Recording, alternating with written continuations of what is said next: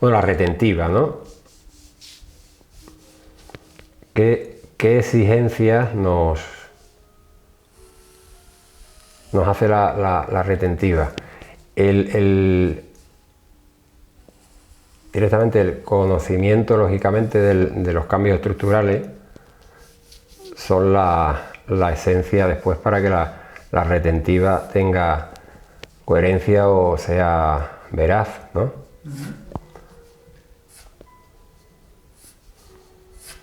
Entonces, básicamente, en el comienzo de un dibujo sin referencia es importante que haya grandes líneas que relacionen, ¿vale?, los puntos clave del cuerpo humano, ¿no? Hombros, caderas, rodillas, apoyos. Entonces, yo cuando dibujo muchas veces pienso simplemente en la idea de la fluidez, ¿no? En la idea de que todo sea muy continuo, ¿no? O sea, que no haya grandes cortes o pequeños cortes, pequeños tramos, trazos cortos, no. Evito eso para que la unidad del dibujo de retentiva sea lo más objetiva y lo más descriptiva posible, ¿no?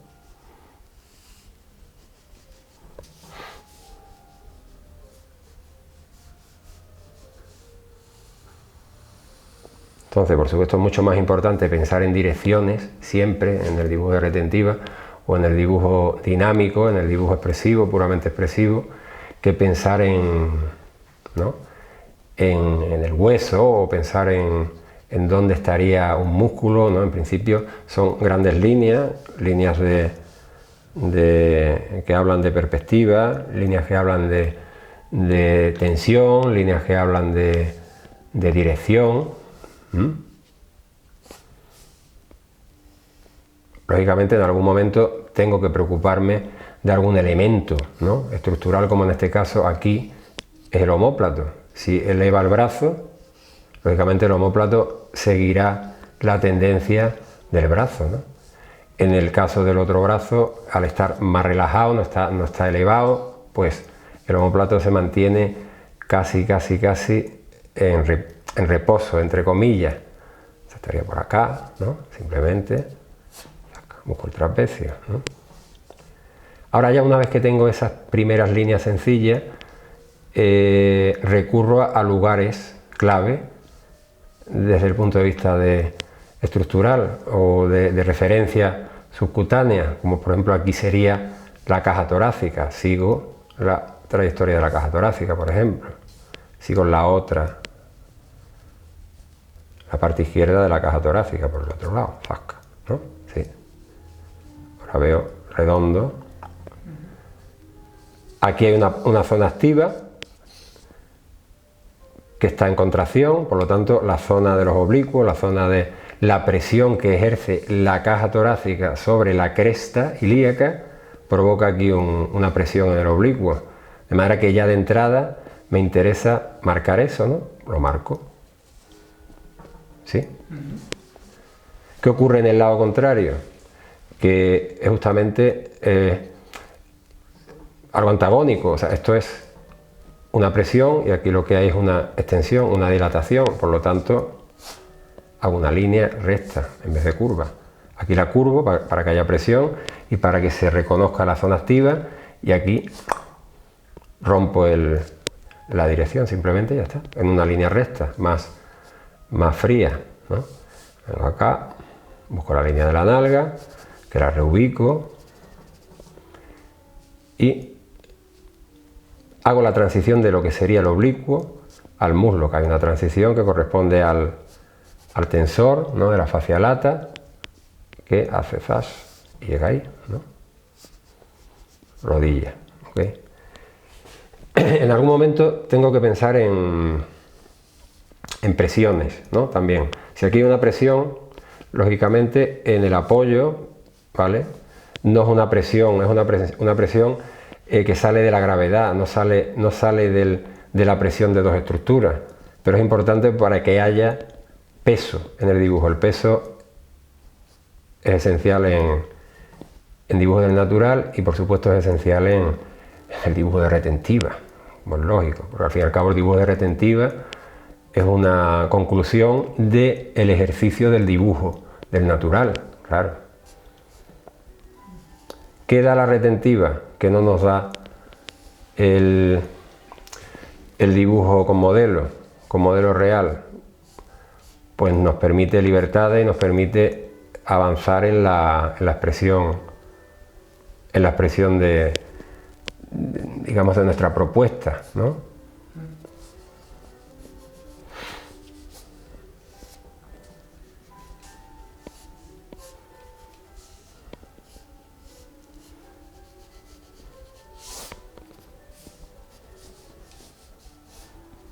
Hoyuelos lumbares es otra referencia subcutánea, los hoyuelos lumbares que están provocados por las espinas ilíacas posteros superiores, o sea que digamos que ahí esas dos pautas que tenemos nos hablan de la inclinación que ya yo he dado por hecha, ¿vale? Pero bueno, la ubico esos dos puntos para asegurarme de que realmente el naturalismo o lo natural del movimiento está expresado. No va mal ahora mismo, no está mal contado del todo. La nalga, aquí simplemente voy a romper el momento del apoyo y voy a descolgar la nalga para que tenga más sentido, ¿vale? El peso, aquí doy peso y aquí someto la otra nalga a la gravedad, ¿vale? Para que se pierda esa monotonía que hay ahí en el apoyo, ¿verdad? Entonces muevo ahí y busco el muslo, ¿no? Busco la zona del muslo, la rodilla y me aproximo a la pierna. Bueno, pues llego al pie y al apoyo del pie. No planteo el pie, planteo la situación del pie. Lógicamente estoy encajando teniendo en cuenta que no tengo ahora mismo una referencia, simplemente estoy intentando que haya algo de coherencia en lo que hago, ¿no?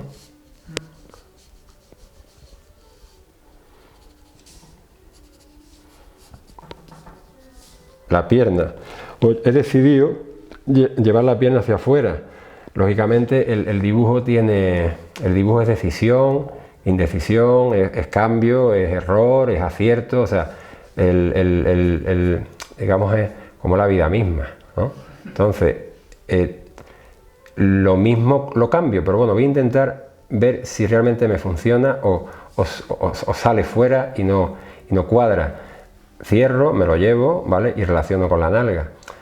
Es posible, bueno, ¿por qué no? Lo dejamos ahí, aquí voy a tener la pierna abierta, ¿por qué no? Aquí estaría un poco el pie, ¿por qué no? La pierna también es importante en la retentiva, tanto en retentiva como en dibujo del natural, con modelo, mirar a través de la forma.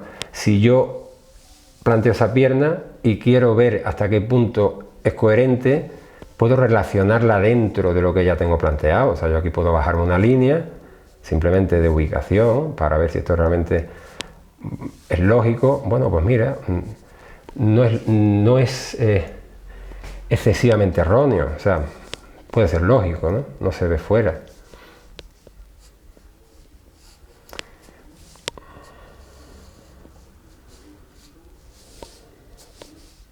El gemelo, lógicamente, como un poquito ahí del gemelo, el descuelgue del muslo y de los músculos posteriores del muslo, el bíceps, el semitendinoso, semimembranoso, bueno, todo lo que queda por ahí. Tobillo, talón, ¿no? Pero al final termina siendo una especie como de fusión o de mezcla entre curvas y rectas. Las rectas hablan de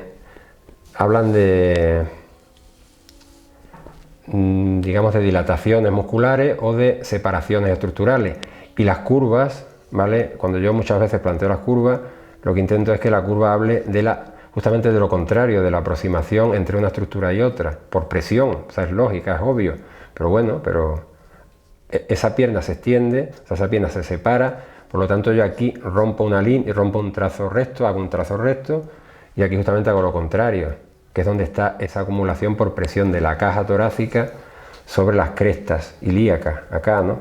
¿Sí? Entonces un dibujo de retentiva o un apunte de campo se puede plantear únicamente con 10, 12, 14, 5, 6, 7 líneas.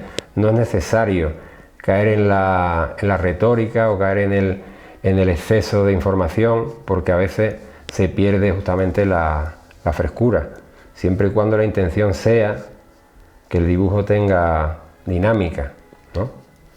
Simplemente, no que tenga acabado. Si uno pretende buscar un acabado, pues estupendo, ¿no? Pero en principio la dinámica no necesita el acabado, ¿no? O sea, la dinámica, digamos, el estudio de la dinámica no tiene por qué pasar por los acabados, ¿no?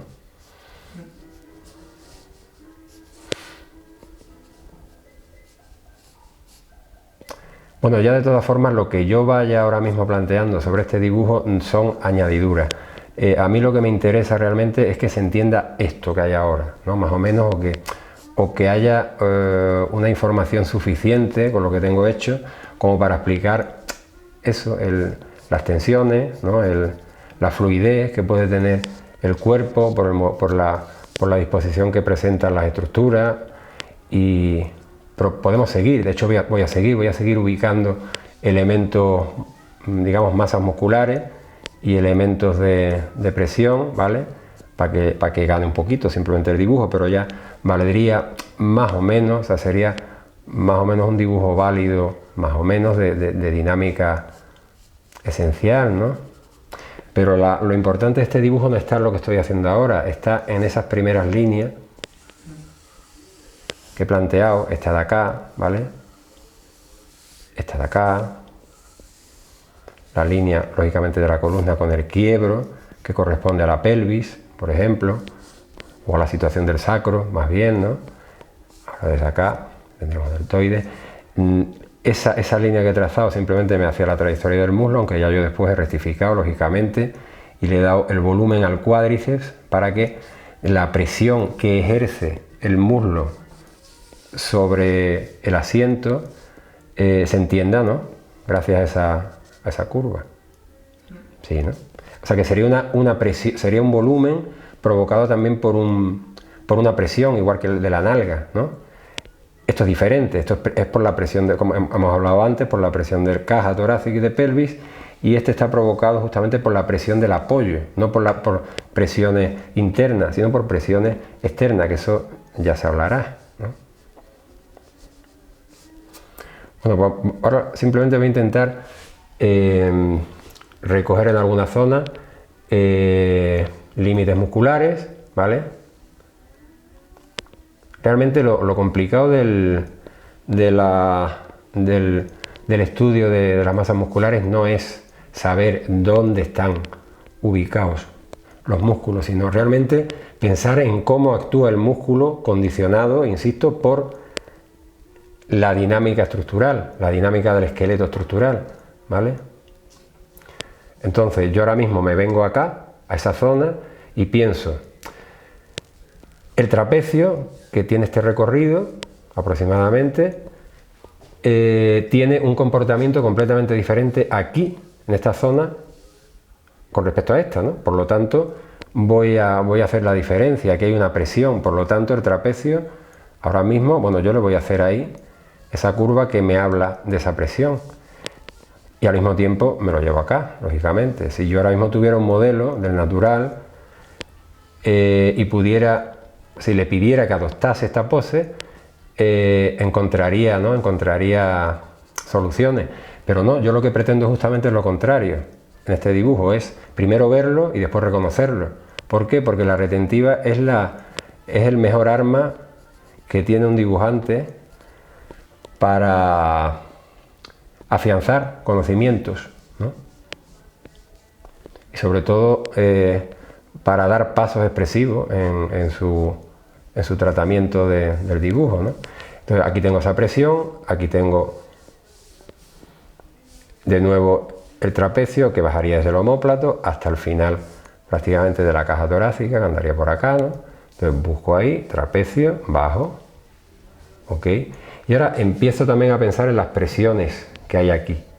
Está la presión del redondo, ¿no? Por acá por un lado, está el deltoides, que baja también desde la espina, del omóplato, de la espina escapular. Aquí hay una presión, por lo tanto busco una línea que me enfatice la presión, ¿sí?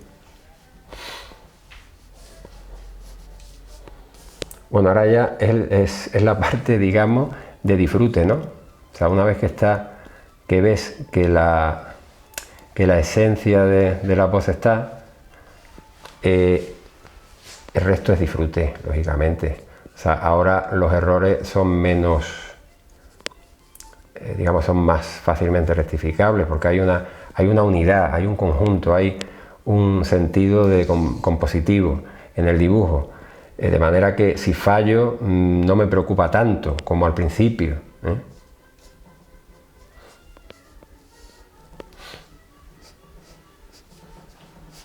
Entonces simplemente rescato ciertas referencias musculares, ¿no? Para que haya más riqueza formal, simplemente y por darle al dibujo un carácter más anatómico o más miológico. Por aquí seguramente pienso yo, seguramente algo del final de la caja se vería, pienso, ¿no? No me equivoco, pero en principio lo que me sugiere ahora mismo la retentiva es que hay algo de tensión costal, debe haber, ¿no? De las estructuras de las costillas. O sea, aquí también habría tensión, lógicamente, ahí, ¿no? Habría tensión. Acá también, el oblicuo. Esta es la parte del disfrute, ya esto es disfrutarlo, ¿vale? Y dejarse un poquito llevar, porque para que el dibujo mantenga la frescura supuesta que tiene desde el principio, ¿no? Vamos a buscar el cuádriceps, mira, el glúteo, por ejemplo. El glúteo acaba aquí, ¿no? Más o menos, pues buscamos la situación del glúteo. El glúteo medio, tensor, ¿no? Acá ya hay más descripción también. Gemelo, talón.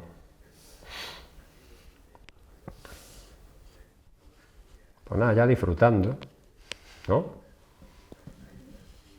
Que dibujar es un placer, ¿o no?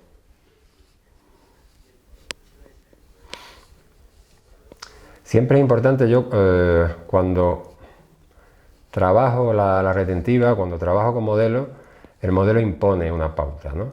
Impone una pauta y después el dibujante, con su forma de mirar, lógicamente, lleva el dibujo a lo que quiere. Pero yo, por ejemplo, cuando dibujo, lo que pienso muchas veces es hasta qué punto el cuerpo humano o el ser humano, lo mismo que la mayoría de las especies o de la fauna terráquea, está compuesto por agua. Si uno tiene en cuenta eso, o digamos que lo interioriza, se puede reflejar en el dibujo, ¿no? O si yo estoy tenso, dibujaré tenso. Si estoy relajado, lógicamente dibujaré relajado. El dibujo es es un reflejo ¿no? de nosotros. Eso es inevitable, como todo en la vida. O sea, el dibujo no es diferente a muchas cosas, pero todo en nuestra vida al final termina siendo un reflejo de lo que vivimos. Pues nada, pues. Pero lo bueno que tiene esto es que tú te puedes imponer cosas.